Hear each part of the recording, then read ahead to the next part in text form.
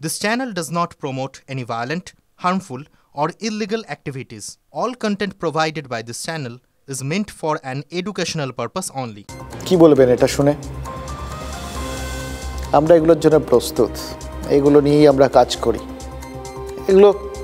এগুলো আমরা জানি, এগুলোই বললাম না, এগুলো পেশাদারি ঝুঁকি।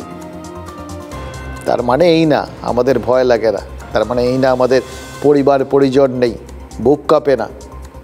হয় তাও জায়গা ছেড়ে নড়ি না, তার কারণ ওই কোথাও গিয়ে ভেতরে তো একটা জেদও কাজ করে, পাশাপাশি হাঁটে, জানেন তো, ভয় জেদ, এই মানসিকতাটা।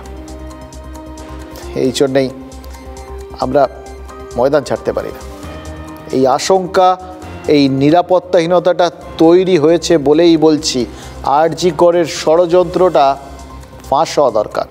ষড়যন্ত্র না থাকলে যেমন একটা মানে কি বলবো, ওই রক্তাক্ত ক্ষতবিক্ষত শরীরটাকে দেখেও কেউ বলতে পারে যে এক্সটার্নাল ইনজুরি নেই, এটা আত্মহত্যা।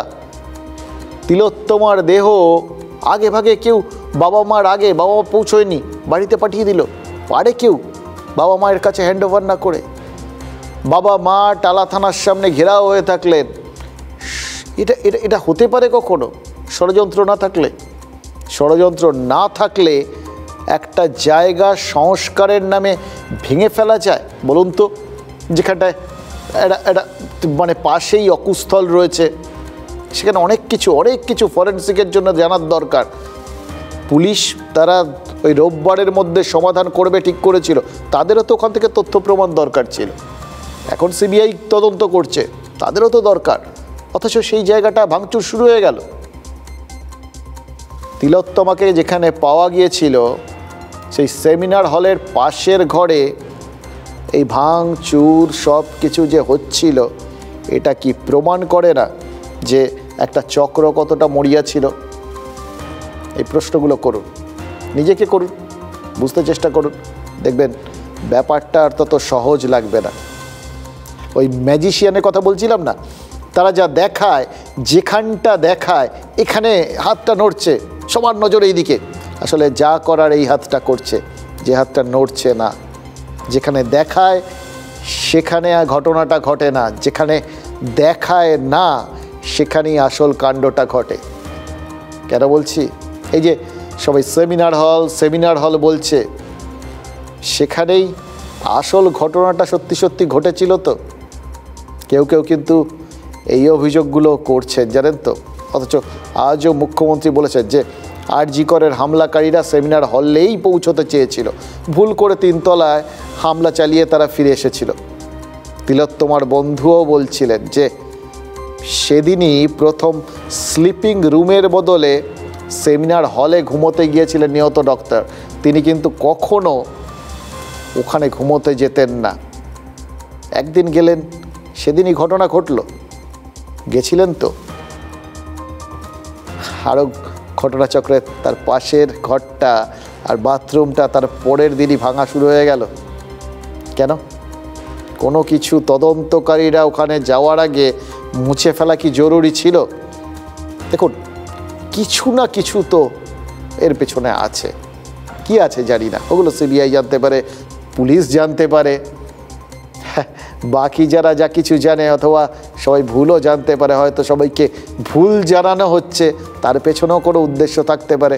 কি হচ্ছে জানি না, কিন্তু একদল আন্দোলনকারী যেভাবে আন্দোলনকারী সেজে ওই ভিড়ের ফাঁক দিয়ে ঢুকে আন্দোলনের মঞ্চটাকেই তছনছ করে দিল, তারপর তো এটা আর কিছুতেই এই পর ঘটনাগুলো, এই কোথাও ভাঙাচোরা করা, কোথাও ভাঙচুর করা, কোথাও ভেঙে দেওয়া, গুড়িয়ে দেওয়া একটা আন্দোলনের মঞ্চ, এই সব কিছুর থেকে একটা বিষয় বারবার মনে হচ্ছে, একটা বড় চক্র।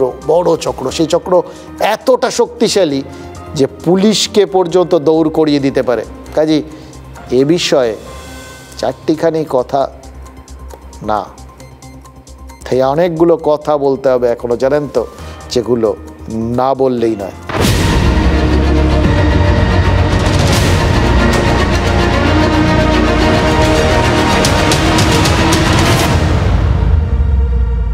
রাখো হে রাঘবে আজি এ ঘোর বিপদে, লাইনটা মনে আছে? মেঘনাদ বধ কাব্য। মাইকেল মধুসূদন দত্ত রামকে একটু ব্যঙ্গ করেই লিখেছিলেন। ইন্দ্রজিৎ বধের পর রাবণের প্রতিশোধের হুঙ্কারে নাকি রাম উদ্বিগ্ন হন। তখন বানর সেনার কাছে গিয়ে বলেন, তোমরাই এবার উদ্ধার করো। মানে এইভাবেই লিখেছিলেন আর কি মাইকেল মধুসূদন দত্ত। বাংলা ভাষায় প্রথম মহাকাব্য তো ওটাই, আর দ্বিতীয় মহাকাব্য সেটা বোধহয় ওই লালবাজারে লেখা হচ্ছে।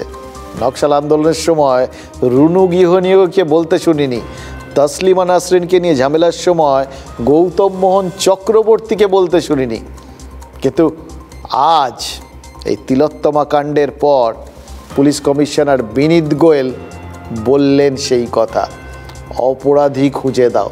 The situation is we have posted the photographs of people on our Facebook page. We have posted video also on our Facebook page. You also have taken videos on it. Anyone can give us any information about any of the people, irrespective of any political color. If you feel there is a political leader, we have absolutely no issue as far as arresting people is concerned. Our request would be that if you know that this person is present, he may be of XYZ, any political party or anything, we would take action against him. That is very, very clear.